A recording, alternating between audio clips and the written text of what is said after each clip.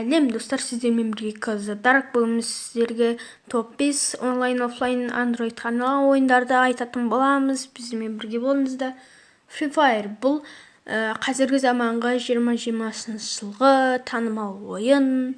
Бізде көбісі ойнайды, ютуберлердің бәрі осы ойынды ойнайды, атыс ойын. Келесі кезектегі екінші орындағы PUBG.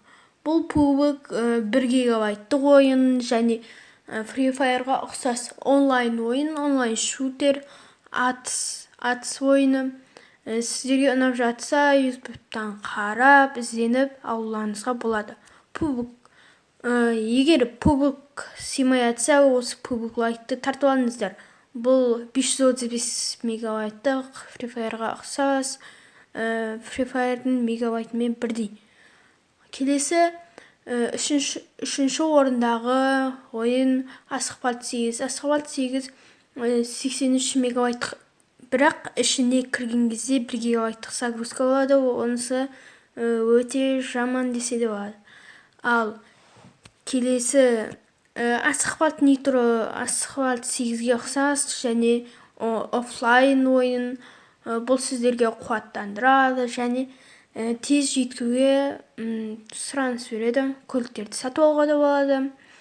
Ал келесі Minecraft. Бұл Minecraft ойындардың басшысы деуге де болады, 2019 жылғы хиттердің бірі. Ойындарды құрылысшы есебінде жүргізесіз. Творческий, выживаю деген өздерінің тізімдері болады. Among Us бұл сіздерге шытырман ойындардың бірі десе де болады. Бұл өзім тартқам, бірақ бұны түсіне алмай қойдым, сол себепті өшірдім.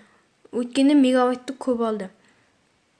Егер осы ойындардың біреу ұнап жатса, описанияға қалдырамын, бізбен бірге болыңыздар, арнаға тіркеліңіздер.